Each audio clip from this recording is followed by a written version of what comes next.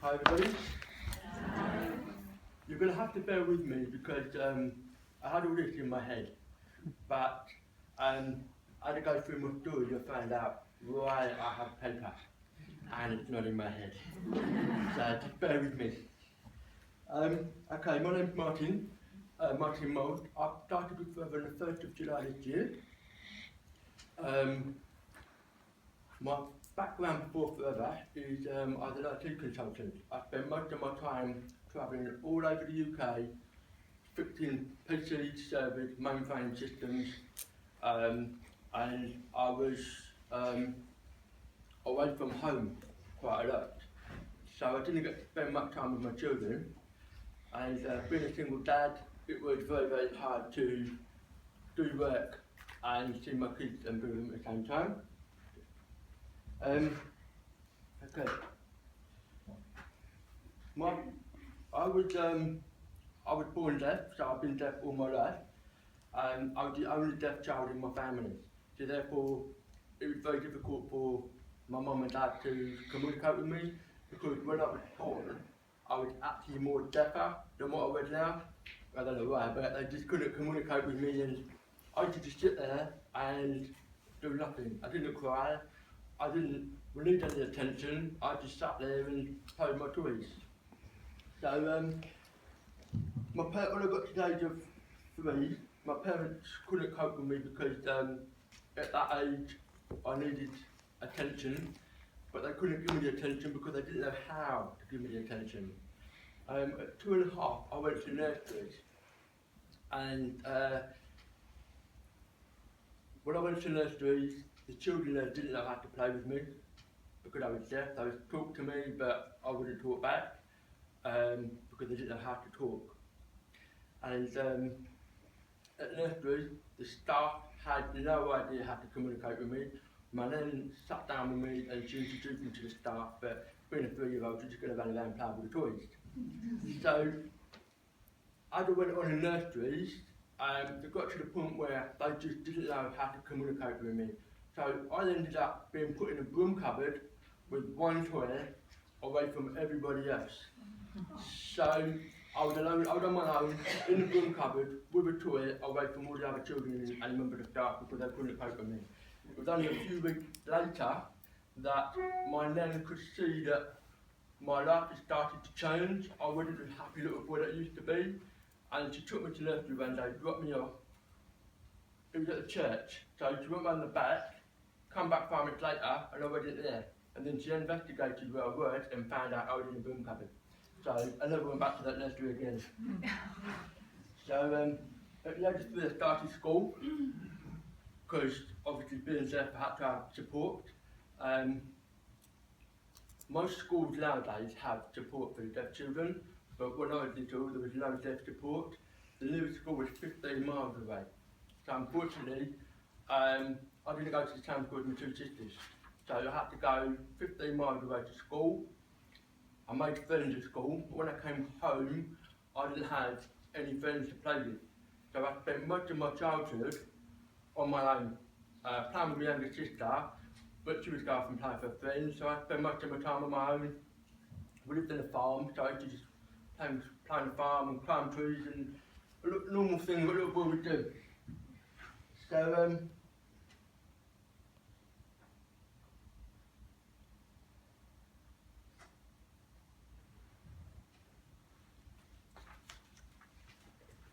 growing up in infant and junior school, it was very, very hard because back in the 70s and the 80s, most people at school would look at the blackboard and they would talk and they'd do this.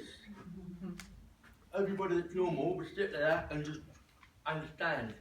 I didn't have a clue what the teacher was saying, so I sat next to my best friend at school, just copying his work. And then people used to turn around and say, "Sir, he's copying his work," and get me into trouble, but I just couldn't, there was no communication. The teacher didn't know how to communicate with me, and I was just looking at my best friend and I was just copying his work. So at school it was very, very hard.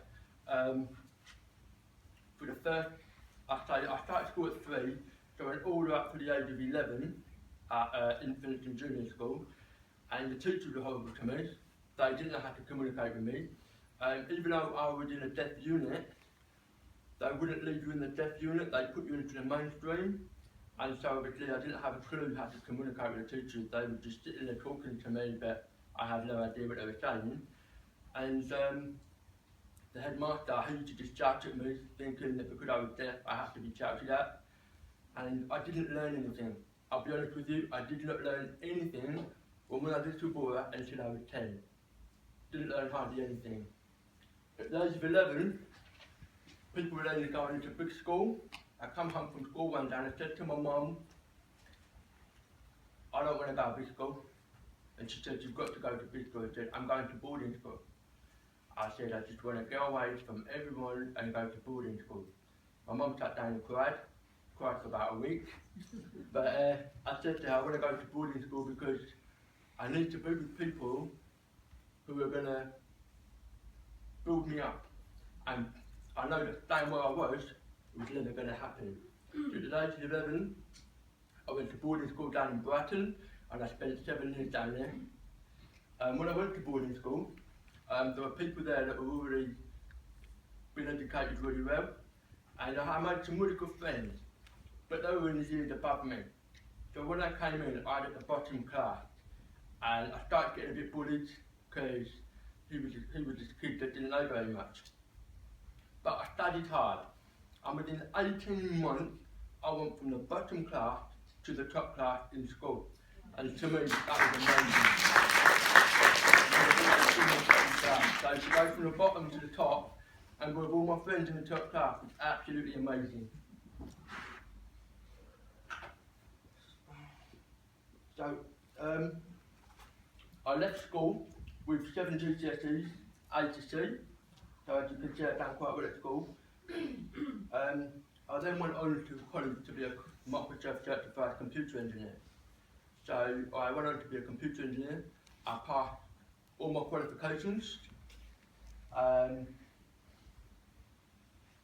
then I had trouble trying to get a job. So because I couldn't get a job, I then went back to college and studied car mechanics. So I did 3 years of car mechanics, which I passed.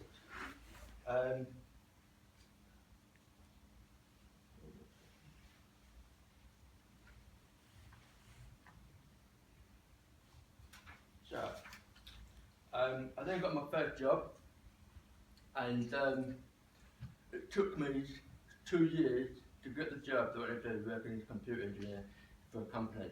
I sent out thousands, I mean literally thousands of CVs, and I had a few job interviews. And the minute they found out I was there, it was literally in the bin. They didn't give me a chance. And I went to one company in Dartford, and I said to him, give me a job, I will literally work 1 month and I pay. Just give me a chance. And because I was so wanting to work for a company, and I proved it, and I said to him, give me a job and I pay for 1 month. So we sat down and I said, okay, I've never done this before. I've never taken anybody on who don't pay you for a month. And I started working. And within 2 weeks, he said, I can't have you working here for free, I've got to pay you. So after my first month, I then got a 6-month contract. After 6 months, I then got a 2-year contract. And I was working more up the ladder. After being in the company for 18 months, I had a department of 4 engineers, so I was looking after 4 engineers. And then in 2003, the company went bust. So I had to leave.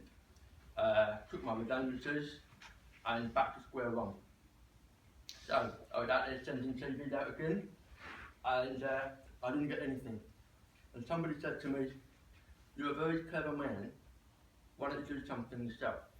So I decided to start up my own computer company. In 2003, I started up my very own computer company, 4 months before my daughter Tia was born. So I knew that I could be at home if my mum needed me, and I could just work how I wanted to work, and I could use the education and knowledge that I had in the IT side of things to get going. So I love working with PCs, I love fixing computers and stuff, so I spent lots of money investing in my company. I think I spent about 20 grand setting the company up, and then I spent another £20,000 in advertising. The business was growing really well. I started from home and it was doing really well. In 6 months I moved out of the house. I moved it into an office. I had my own office and I had people working for me, and it was nice, and I always thought, yeah, I'm going to get bigger and bigger and bigger. So, as I was growing the business, I was doing really, really well. I was employing disabled people because I'm deaf. I am very, very, very positive about disabled people. I will help anyone that's deaf, anybody that's disabled, because I know exactly what it's like. I've been there myself. So I had one disabled lady working for me. She was answering the phones, and I had another lady that was working with me who was disabled. He was deaf, and people say to me, "How's he going to work? He can't hear on the phone." Text message. So every job that come into the office, I would text him where he's got to go and what the problem was. And if he had any problems, I would speak to the customer direct. And it was brilliant at the job. I had a really, really good group. Unfortunately, 2009, I had to liquidate the company. The company went bust because I had a lot of big contracts out there. I was working with companies like Warwick. They were one of the big companies that I had. I had an electrical company in London that we were doing a lot of work for, and they went bust, and leaving my company in a lot of debt. I think my company's in about £50,000 debt. However, I refused to let go. This was my dream. So I spent another £20,000 of my savings to keep my business afloat. Unfortunately, 6 months after that, I had no option but to liquidate the company. 2010, I had a nervous breakdown. I just hit rock bottom. As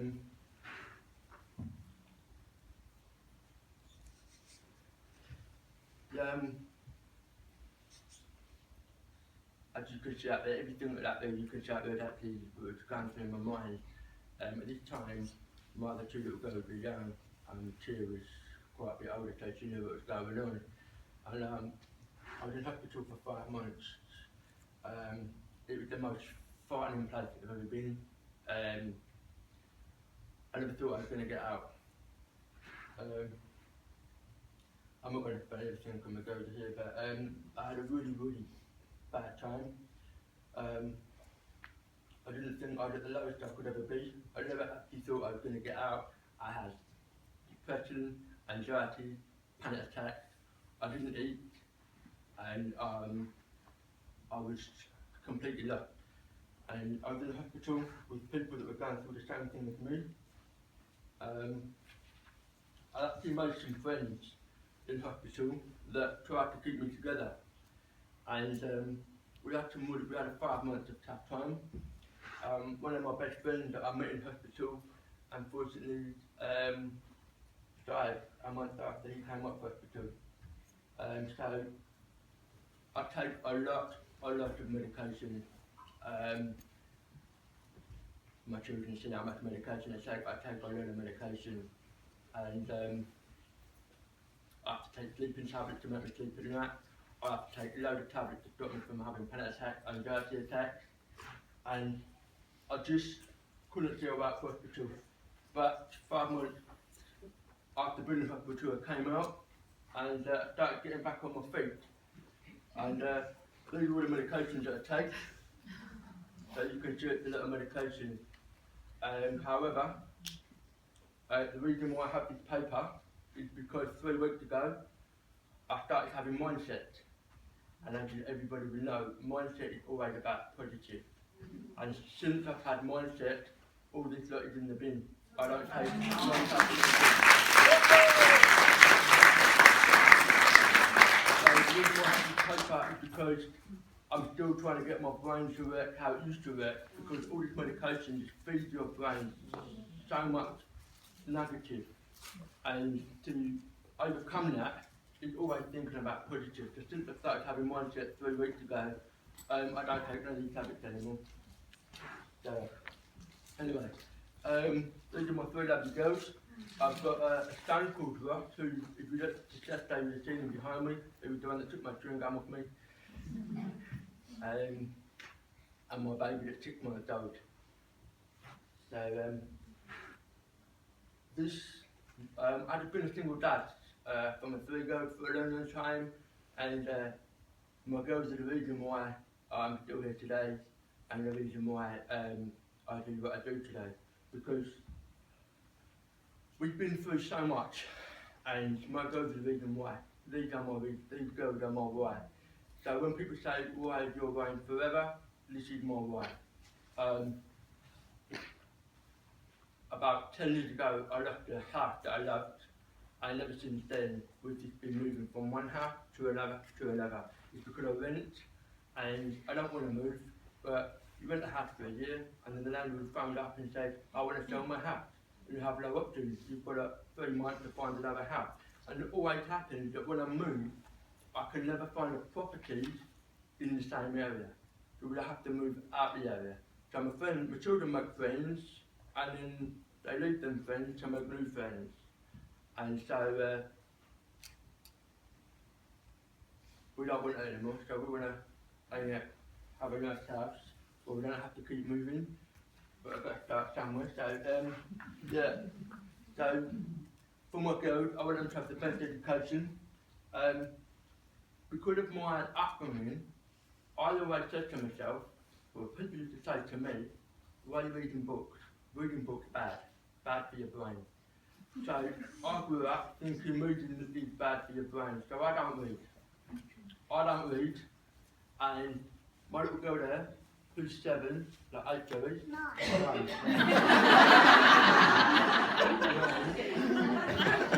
She's read nearly all the Harry Potter books. And you all know they're like that thick. So she reads all the Harry Potter books. Since I started Forever, someone said to me, if you're serious about this business, you need to read books. And since I started in July, I've must have read about 10 books. So like, it's amazing because I don't read, and now I read, I can't put them down. The first book I ever read was Natalie Healy. As soon as I started reading it, I just couldn't put it down. I kept reading it and reading it and reading it. It was amazing. So, this is the dream board. What we've done, we've got a book, and we put all the dreams in it that we want. So our dream is to go on holiday to Florida. What I'd love to do is take all of them on holiday to Florida. So this is where we want to go.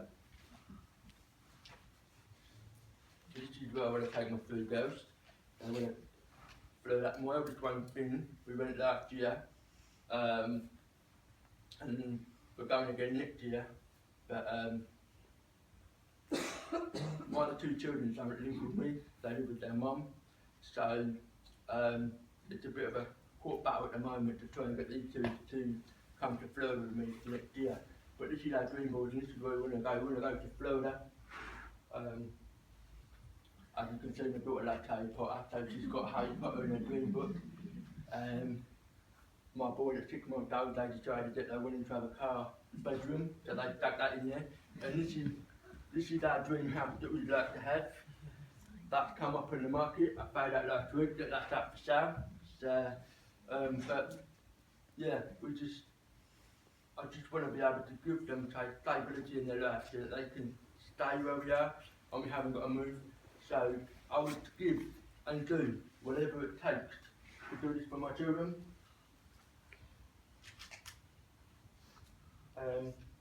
My girls in my life, I don't want to give them what I didn't have. So when I grew up, I didn't have many friends. I didn't go on holiday, no holiday, until I was about 9 years old, and then my nanny and granddad started taking us on holiday. But my mum and dad didn't have the money. I used to get clothes from Jumbo Sales. My mum and dad couldn't afford to buy clothes, and me and my sisters always got clothes from Jumbo Sales. And I hated it. I absolutely hated it. And I never want to see my children have to go through that I went through. So when I left my company, back in 2009, since then my life has been a struggle, a real big struggle. So my children don't have what I'd like to give them, which is why I'd like to work hard at what I do. So, when I was working for it myself, it wasn't bringing in enough money, so this is still my dream come true. This is my family, this is my son. There's my other son up there. He's not here today because he works down in Brighton, so he's down there. But that's my family. So. Okay, I work every weekend on the door to earn extra money, and I have done for the last 5 years. And I've spent no time with my children at weekends. So I work all week. I used to come home, Friday night, get changed, go and stand in the door, or work for a venue wherever I was based. And I used to get an hour, 2 hours of my 3 girls crying their heart out, please don't go to work, Daddy. But if I didn't go to work, I wouldn't be able to pay the bills, I wouldn't be able to pay the rent. So for a long time, I missed out weekends with my children. In the summer, we were going to go to the beach, but I have to be back by 5 o'clock because I have to go and work in the door. So it's very difficult to do much at weekends. I struggled a lot, and I had to work 7 days a week just to keep myself afloat.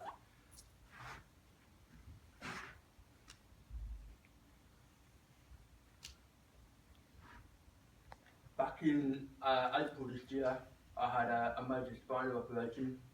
I had 2 lumps, as you can see here, on my spine. I had to cut across there, and I was paralysed for a week.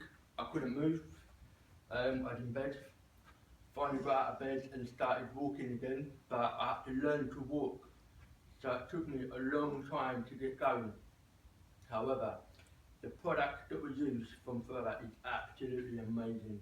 Using the aloe vera, the freedom, and the heat lotion, and the MSM gel has got me walking better. I was on crutches for about 6 to 8 weeks, and that was it. I was off my crutches and I was just walking. And even when I go and see the doctor, he's like, "Where are your crutches?" "I don't need them. I'm fine. I don't need them." And when I told him about the product, he turned and said to me, "Amazing." And then I said to him, "Why didn't you tell me about that when I had my back operation?" Unfortunately, it allowed. But a lot of these doctors do know about aloe vera, and they do know that it is very good for you. But unfortunately, they're not allowed to recommend it because they have to follow the National Health rules. So that was me when I had a spinal operation. Since I had the operation back in April, I was in bed a lot. Again, couldn't do much with my children. I went to the job centre and asked for help, and they said, "We can't help you." So I was struggling to pay my bills. At the time, all we had coming in was my partner, who was on maternity leave, and her maternity allowance was just paying the rent, and we were struggling to pay the bills, and my girls went without because we couldn't afford it. We had some really tough times where we just lived on beans and toast. We virtually had nothing in the fridge, nothing in the cupboard, and it was really hard. It was a really tough time. Now when I work, so as I was saying that I had nothing, completely nothing.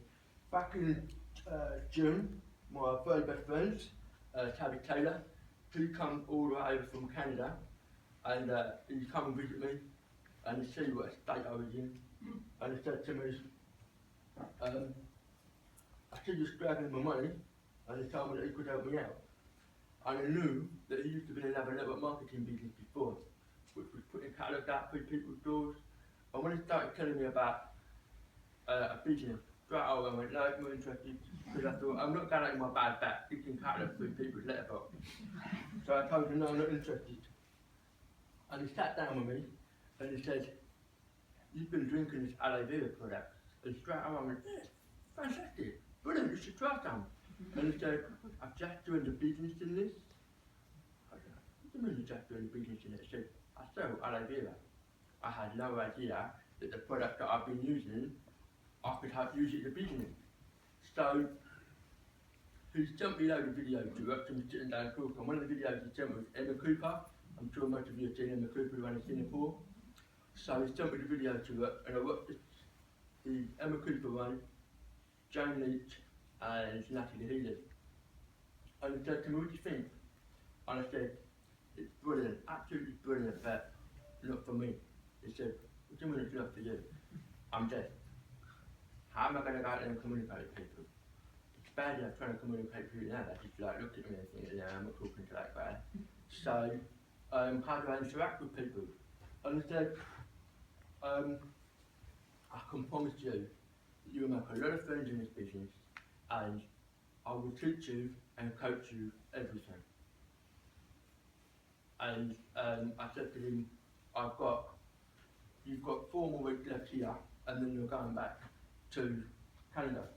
Anyway, so I sat down with him, I paid the £12 for the book, and that was that. And then I started, I went for the first BP with him on the 1st of July, and I sat there looking at it and I thought, this is a really good business opportunity. And he promised me he would back me up and that I'd have the best teaching and coaching behind me. So I paid the £200 and I joined on the 1st of July. I stayed up all night watching the videos, and I was trying to get my head around about this new business opportunity, because being an IT guy and then going out speaking to strangers, it's really hard. Because you're having to speak to strangers, I've got to speak to people I don't know, I've got to communicate. How are they going to hear? Are they going to understand me? Are they going to communicate with me? They might just think it's a pyramid, I don't know. So I got started, and then I got to supervisor in just 5 weeks.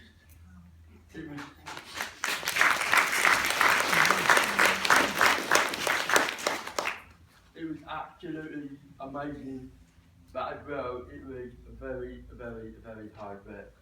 As much as you know, when you get your kit, there's not much in it, because you've got to use the product yourself. So I invested in the business, and I went out and bought myself some personal pups. And I was getting out 6 to 8 pups a week. So, different slides to what I had at home, sorry. I was getting out 6 to 8 pups a week, and one of the best things that I did back in July was over in Starbucks, and I was talking to a lady in there who was in a mobility scooter about this new fantastic business I'm in, and I was just telling her about the products. And before I knew it, she spent £150 on products. And it was the best thing I did. And I think that made me feel a bit, that made me come up my comfort zone. It made me sit there and think, wow, I can actually go out there and talk to people. So, how did I get to supervisor? Well, the day after I joined, my son joined, his girlfriend joined, and I got fired up, really excited, told me nothing, put the kit under the bed, and that was it. So, I did supervisor in 5 weeks, and I just had 6 case credits, 2 from me, 2 from my son, and 2 from my son's girlfriend. So I did the rest on my own, just by speaking to absolutely everybody. You've got to speak to everybody out there, and just get as many pups out as you can. I've got all different pups for different people, and I'm just getting them out. This was the first success day I've ever been to. I got recognised for recognition for being supervisor. Never ever been recognition for anything in my life. So after I come off stage, I was crying because it was just amazing. When my upline said to me, you just had 5,000 people standing up cheering on you, I couldn't hear them. And because of that, we get me, I couldn't see very far. But when I got home, I watched the video and I cried again. I was just blown away. It was absolutely amazing. And I have to say, I've made some amazing friends in forever. Emma Cooper, we're very good friends. We speak on the phone and we text quite a lot. She gives me a lot of guidance to what I've got to go and what to do. She's an amazing woman. Toby Acton, he's my upline. So he guided me in what I've got to do. These are some of the people in my deaf people in my team. As you know, I'm deaf. I have 24 people in my team, and I've only joined in July. 20 of them are deaf. And people say to me, why aren't you manager? You've had a supervisor in 5 weeks, why aren't you manager now? And that's because I've taken a step back to coach these people how to do it. Because with deaf people, we don't pick up. You need to repeat about 10, 15 times before we learn. I'm quite lucky, I can watch something and pick up on it really, really quick. And I go to all the trainings, all the BPs, all the meetings and everything. And then what I do, I then go home, I run the boot camp, and I train my team. I sit down with them all day and I will train them what I've learned. Because it's very, if they came here, they wouldn't have a clue what to do unless I've got interpreters. So it's quite difficult to get the interpreters at the time to do a better job. So I just spend a lot of my time educating my team. And I'm building a very, very good foundation so that I know when I do go manager, I've got an absolutely strong foundation. Because you find a lot of people go to manager very, very quickly and they stay there. They don't go anywhere else. So if you can build a good foundation and it takes time to do it, do it. Don't try and get a quick way to manager. Because honestly, if you can build a good foundation, you know your business is going to grow and you're going to do really, really well. And this is all the people in the team that I'm in, and half of them are in my team, the deaf ones. But it's been an absolutely amazing journey. And forever, it's going to give me what I want. And I know I've got to work hard for it. And I say to my children today, I know I have to go to these BPs, I know I have to go to the presentation. Just give me a year. Just give me a year of just educating myself. Because then after the year, and I've built a good foundation, I can then start spending more time with my family. Knowing that I've done the hard work, I've still got to do work, but I haven't got to work as hard as what I've got to work now. Because it's the first year in the business that you have to work hard to build the foundation. And one of the things that I always say to people in my team, never, ever, ever put too much stuff on Facebook, especially like Philip was saying about advertising, doesn't work. And being in the deaf community, and I've got a team of 20 deaf people, the first thing they did was bombard Facebook with forever.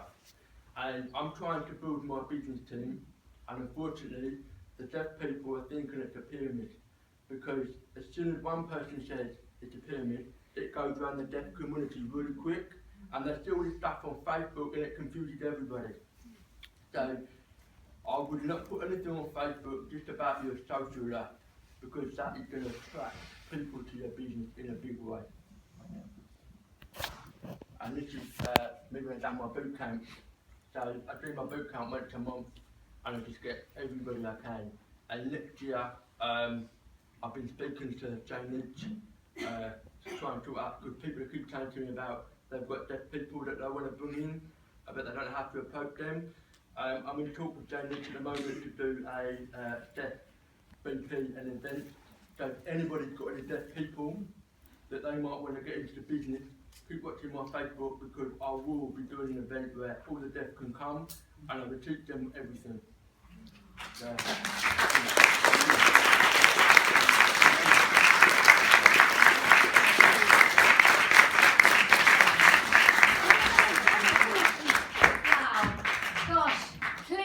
Martin.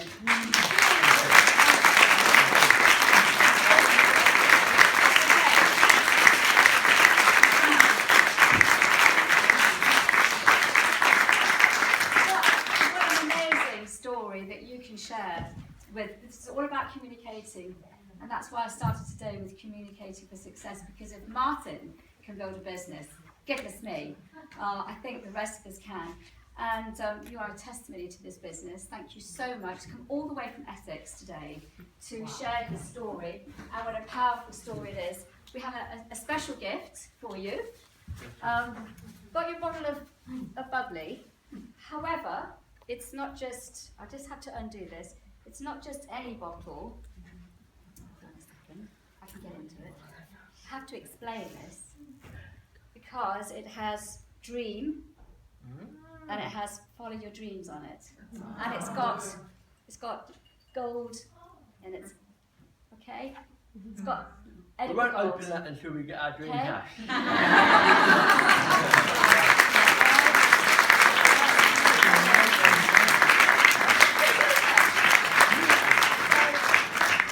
I had to show you that because it tied in so nicely with Martin's dream board.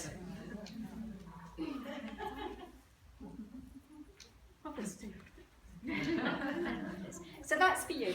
Thank you very much. Thank you. Thank you, and we'll speak to you later. Thank you.